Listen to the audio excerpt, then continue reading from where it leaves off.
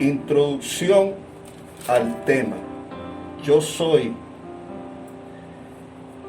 El verbo griego ser o estar.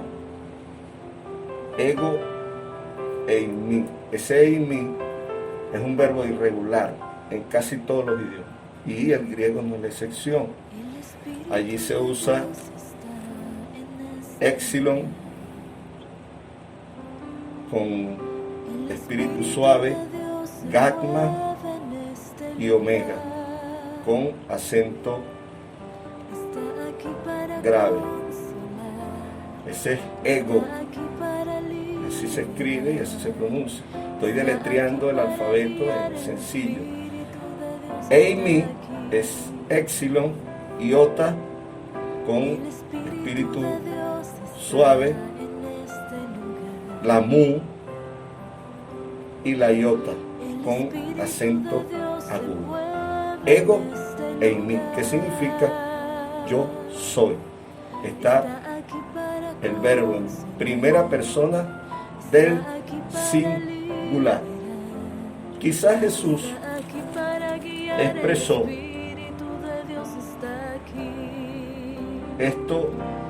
esta declaración delante de soldados del ejército romano, como el Yahvé de los ejércitos. Su naturaleza divina salió a relucir allí. Si nosotros vamos al Antiguo Testamento, vamos a conseguir pasajes donde Yahvé de los ejércitos se presenta con el nombre de Sebaot, que significa el Señor de los ejércitos. Y ese yo soy, aunque está expresado en griego, su trasfondo de autoridad, de magnificencia, delante de los soldados romanos, los hace que retrocedan, y la palabra dice que cayeron a tierra. Todas las huestes del cielo y del universo están bajo el señorío y el dominio del Dios eterno, del Elohim o Elohai Sebaot. Y esa fue la expresión que Jesús usó. Aunque la expresión fue yo soy, se está identificando delante de un ejército terrenal, en este caso el romano, como la autoridad suprema, como el rey y señor de todos los ejércitos del universo. La palabra Sebaot significa el Señor de los ejércitos. ¿Delante de quién lo hizo? El versículo, estamos en el capítulo 18, dice: Judas pues, tomando una compañía, el versículo 3, de soldados y guardia de los principales sacerdotes y de los fariseos. Habían guardia de los principales sacerdotes, o sea que habían judíos involucrados en el arresto. Fue allí y compañías de soldados, fue allí con linternas, antorchas y armas.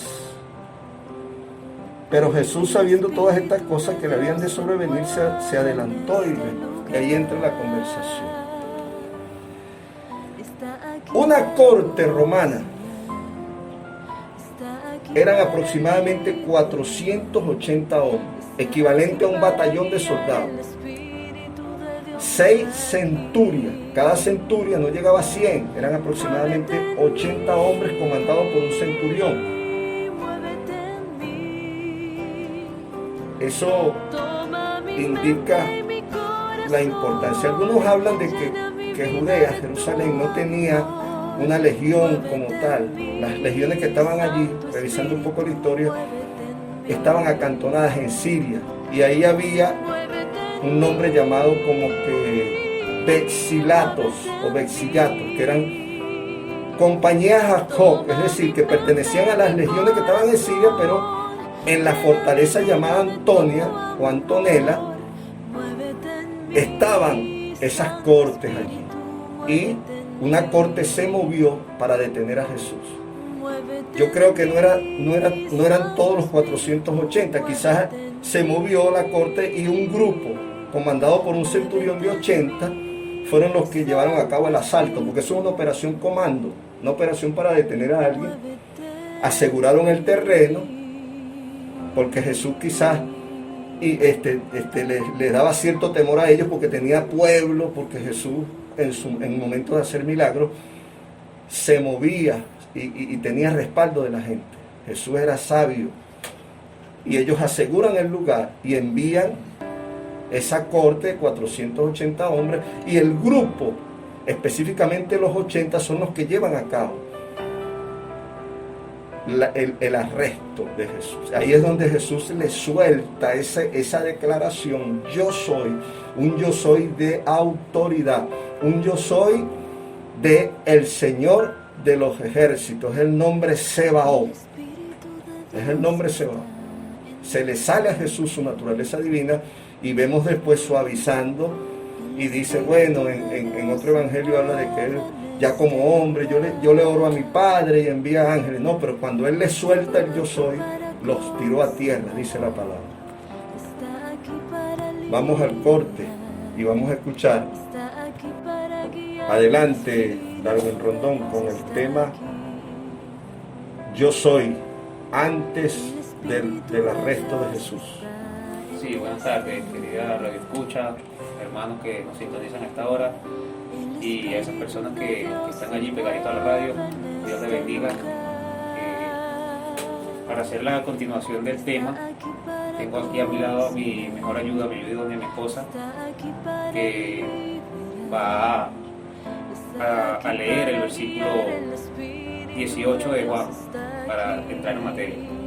Amén, así es. Bueno, vamos a leer la palabra, continuando con el hermano Darwin y con mi esposo Darwin, estoy aquí con dos Darwin. Juan 18. Habiendo dicho Jesús estas cosas, salió con sus discípulos al otro lado del torrente de Cedrón, donde había un huerto, en el cual entró con sus discípulos, y también Judas, el que le entregaba. Conocía el lugar, porque muchas veces Jesús se había reunido allí con sus discípulos. Judas, pues, tomando una compañía de soldados y alguaciles de los principales sacerdotes y de los fariseos, fue allí con linternas y antorchas y con armas. Pero Jesús, sabiendo todas las cosas que le habían de sobrevenir, se adelantó y les dijo: ¿A quién buscáis? Le respondieron: a Jesús de Nazareno. Jesús les dijo: yo soy. Y estaba también con ellos Judas, el que le entregaba. Cuando les dijo: yo soy, retrocedieron y cayeron a tierra. Volvió pues a preguntarles: ¿a quién buscáis? Y ellos dijeron: a Jesús de Nazareno. Respondió Jesús: os he dicho que yo soy.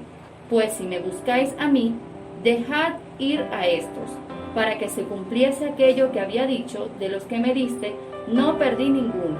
Entonces Simón Pedro, que tenía una espada, la desenvainó e hirió al siervo del sumo sacerdote, y le cortó la oreja derecha, y el siervo se llamaba Malco. Jesús entonces dijo a Pedro: mete tu espada en la vaina, la copa que el Padre me ha dado, no la he de beber. Es una pregunta, ¿no la he de beber? Bueno, sí, en el momento del arresto es donde se comienza a escribir la historia de nuestra salvación, es donde comienza el plan de salvación a desarrollarse. Gloria a Dios. Cuando leemos en el capítulo 3 que dice: Judas pues, tomando una compañía de soldados y alguaciles de los principales sacerdotes y de los fariseos, como ya había dicho el hermano Darwin, que habían también allí presencia judía, y los guardias del templo, vinieron a Jesús a buscarle. Pero lo interesante es lo que dice el capítulo 4, que dice: pero Jesús, sabiendo todas las cosas que había de sobrevenir. Pregunto, ¿hay algo que Jesús no pueda saber? Todo, Él sabe todas las cosas que no ha de sobrevenir. y se les adelantó y les preguntó: ¿a quién buscáis? Y respondiendo ellos, a Jesús de Nazareno. Y Jesús les dijo: yo soy. Y estaba también con ellos Judas, el que le entregaba. Cuando él le dijo: yo soy, retrocedieron y cayeron a tierra. Allí podemos ver la manifestación de Jesús. Se manifestó, como lo decía en la introducción mi hermano Darwin, como Jehová Elohim, o Jehová de los ejércitos, el yo soy, el Todopoderoso. Recordamos que así se dio a conocer en la antigüedad, cuando a Moisés se le presentó en la zarza, que le dijo a Moisés: ve y preséntate delante de Faraón. Y Moisés preguntó: ¿y quién digo que me envía? Yo soy el que te envía. O sea, yo soy el Todopoderoso, el que te envía. Y allí podemos ver la manifestación en Jesús de que era 100% Dios y también 100% hombre, porque luego, después que ellos caen a tierra y se levantan, vuelve y les pregunta: ¿a quién buscáis? Y ellos dijeron: a Jesús de Nazareno. Respondiendo Jesús: os he dicho que yo soy, pues si me buscáis a mí, dejad ir a estos. Amén. Amén. Amén. Gloria a Dios. Jesús en ese momento seguía protegiendo a los suyos. Fíjense que él, sabiendo todas las cosas y habiendo un puñado de soldados que lo iban a apresar, él aún así se puso en defensa de los suyos. Okay, a mí es el que buscan, dejen ir a estos. Todavía vemos la protección de Jesús hacia sus seguidores. Vemos, como les decía, que entró el plan de salvación, porque el plan de liberar a su pueblo de Egipto lo llevó a cabo con Moisés, y se le dio a conocer como el gran yo soy el que soy, el que te envía, para que liberaran a su pueblo. En este plan Jesús entra como el yo soy, pero para salvación, el que vino a sacarnos de la esclavitud del pecado. En el Antiguo Testamento fueron a sacar a Egipto de la esclavitud, al pueblo de Israel de Egipto de la esclavitud. En este contexto comienza el plan de salvación, a sacar a su pueblo de la inmundicia del pecado, a todo aquel que en él crea. Vemos que Jesús es nuestro intercesor, es nuestro abogado y sigue defendiéndonos.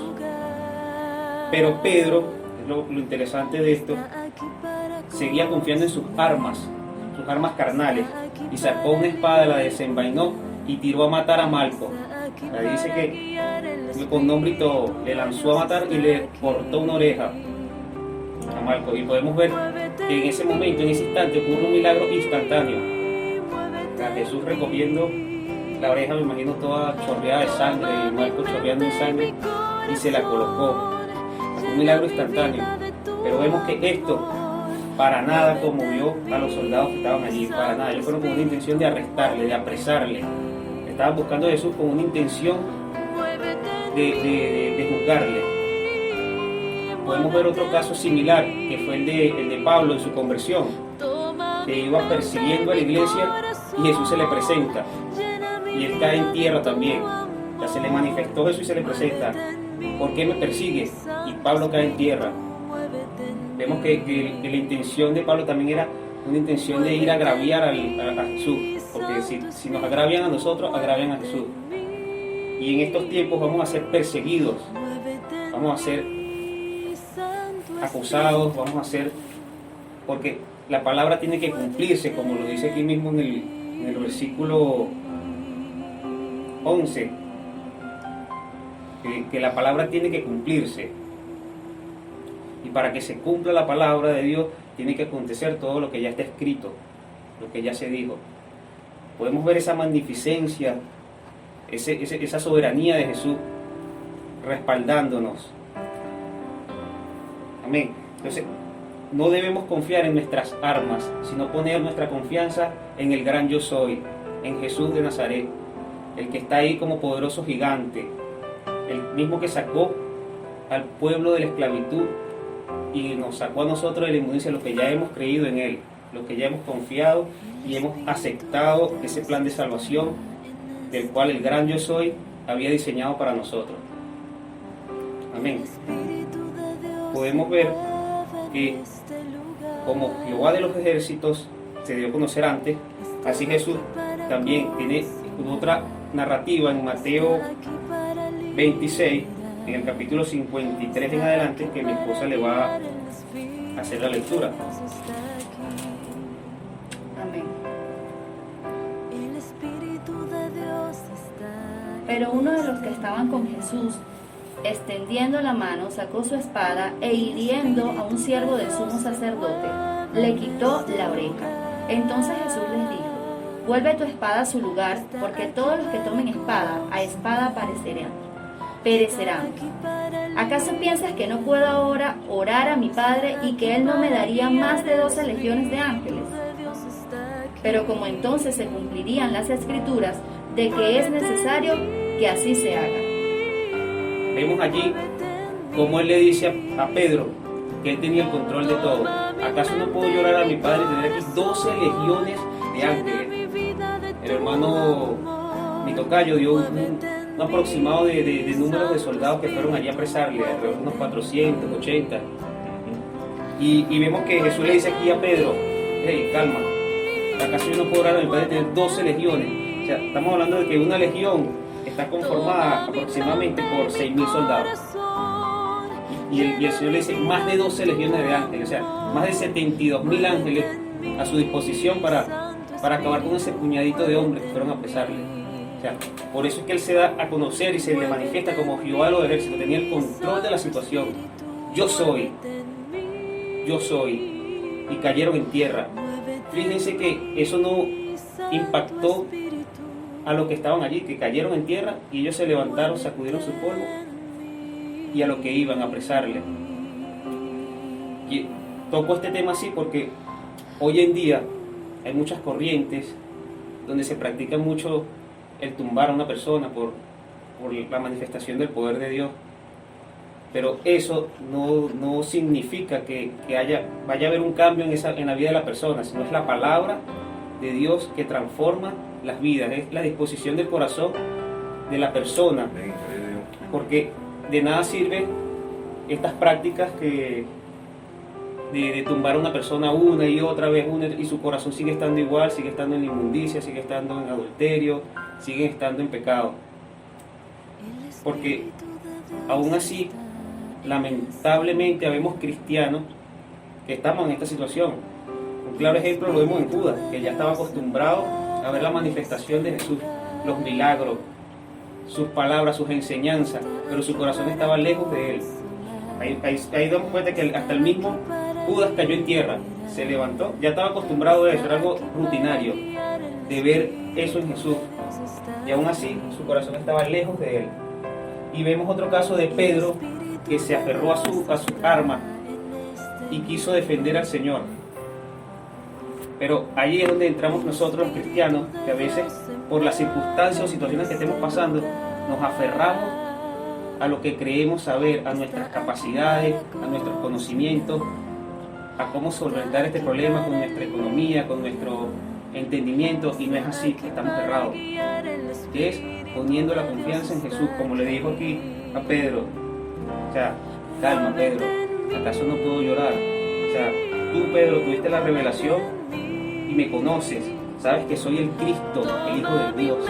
Pedro sabía porque tuvo la revelación, pero todavía te falta por aprender. Estaba allí, tenía el dominio de la situación, pero él dejó que la palabra se cumpliese. Él tenía que ser apresado, como lo dijo en unos versículos antes, que había de padecer por los judíos, que él tenía que morir y en 3 días resucitar por él, y buscar un falso testigo para apresarle, para condenarle, dando a entender y sacar de contexto lo que él dio a decir cuando habló del templo, de que en 3 días lo destruiría y lo reedificaría en 3 días, refiriéndose a su propio cuerpo, a su resurrección. Pero sacaron de contexto eso y por ahí lo juzgaron. Dijiste que derribarías el templo en 3 días y como dices que y el sumo sacerdote rasgó sus vestiduras. Entonces, no podemos ser, disculpe lo fuerte de la expresión, como Judas, que estaba acostumbrado a ver milagros, a escuchar enseñanzas, y a veces pasa en la vida cristiana y cotidiana que estamos acostumbrados a ver milagros, a escuchar, pero nosotros, nuestro corazón está lejos de Jesús. Por eso, como decía la palabra, este pueblo de labios me honra, pero su corazón está lejos de mí. Y usted, querido amigo Radio Escucha, que si no conoce a Jesús, hoy se le invita a que acepte al gran yo soy, a ese que va a estar allí como poderoso gigante delante de usted, que tiene el control de todas las situaciones. Y si hay algo que ocurre en nuestras vidas es por un propósito, porque Él es soberano, todo lo permite con un propósito. Así es. Bueno, es importante eso, cuando Él hace la pregunta, ¿no? ¿Acaso piensas que no puedo orar a mi Padre y que Él no me daría más de 12 legiones de ángeles? Como decía el hermano Darwin, Dios siempre está, te llama, te espera, o sea, Él siempre está allí. Ese yo soy, siempre estoy, o sea, Dios siempre, ¿sabes? Siempre estamos aquí, siempre está Él con nosotros. Cuando Él hace esa pregunta es como, por ejemplo, lo va a traer, hermano, al momento de la vida cotidiana del cristiano o de esas personas que no conocen de Cristo. Es importante cuando Él hace esa pregunta, ¿acaso piensas que no puedo orar a mi Padre y que Él no me daría más de 12 legiones? O sea, Dios está preguntando, o sea, si tú crees que no lo puedo hacer, claro que lo puedo hacer, yo tengo la autoridad, Dios me dio la autoridad para hacerlo. Pero ¿qué pasa, hermano? Que la idea de aquí era que se cumpliese la palabra de lo que realmente, cuál era lo que se debía cumplir, que nosotros teníamos que ser salvos. Imagínense, hermano, si esto no sucedía, si todo esto no ocurría, entonces no seríamos salvos en este momento, estuviésemos en otra situación. De verdad que para mí me impactó cuando mi esposo, estábamos hablando del tema, él se enfocó en esta pregunta y estábamos discutiendo anoche y decíamos, wow, es verdad, o sea, cómo Dios hace la pregunta y lo dice de una manera con autoridad. Es que sí, si Él lo quisiera, si en ese momento quisiera, sencillamente pues no lo arrestan y ya, ¿sabes? Pero sí, tenía que suceder porque Él es soberano, porque Él siempre es. Y bueno, gracias a eso que hoy estamos aquí. Amén. Amén. Excelente, ¿verdad? Esa autoridad que Él mostró y prefirió elegir por amor a nosotros. Y cuando digo nosotros, no solamente lo que hemos creído, como decía la hermana, como están hablando nuestros hermanos Gina y Darwin, sino que a todo aquel que quiera aceptar a Jesús, creer en Jesús como su Salvador, eso lo hizo por Él, por usted también y por nosotros. Amén. Él lo hizo por amor, eligió morir en una cruz, siendo Él el Señor de los ejércitos. Gloria al Señor. Muy bonito tema, sencillo, corto. Y vamos a abrir los micrófonos para sus llamadas y sus mensajes. Creo que ya hay mensajes. No sé si tienen algunos mensajes allí, muchachos. En esta serie que se llevó 8 temas de los yo soy de Jesús, 10 declaraciones. 10 declaraciones Y 8 temas que se dieron. Sí. Un pequeño resumen para que la gente tenga en claro los yo soy de Jesús, que ya tú los dijiste al principio del programa, pero que la gente se lleve esta conclusión de que vimos el yo soy Jesús cuando dijo que Él era el pan de vida, nuestro alimento espiritual.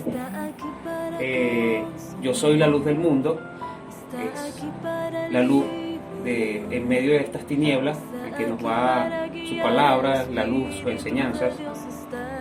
Yo soy la puerta a la salvación, al cielo. El yo soy cuando se le presentó en el mar, que le dijo yo soy, no temas. No había por qué temer porque era Él el que estaba allí. Yo soy el buen pastor, el que dio la vida por nosotros. O sea, nadie se la quitó, Él la entregó por amor a nosotros, a sus ovejas. Yo soy la resurrección y la vida. Aunque creemos que todo muerto, Él es la resurrección y la vida. Más allá de nuestra muerte física, vamos a tener una vida espiritual eterna, nuestra salvación de alma. Yo soy el camino, la verdad y la vida, que claramente ya lo dice todo. es el camino, la verdad y la vida. Y yo soy la vid, vosotros los pámpanos, el que permanece pegado a él da muchos frutos. Por eso es que tenemos que estar pegadito allí a Jesús, para que demos esos frutos como el perdón, como muchos otros frutos más que debemos dar. Y pegado a Jesús es que se nos va a hacer fácil el perdonar para esas personas que le cuesta perdonar. No es fácil hacerlo desde un punto fuera y separado de Jesús, que estando pegadito allí a Jesús. Y el yo soy de hoy que vimos, en el momento del arresto, el Jehová de los ejércitos, el que está delante de nosotros, el que sabe todas las cosas, como lo dijo ahí, Jesús sabiendo todas las cosas, no hay nada que lo pueda sorprender.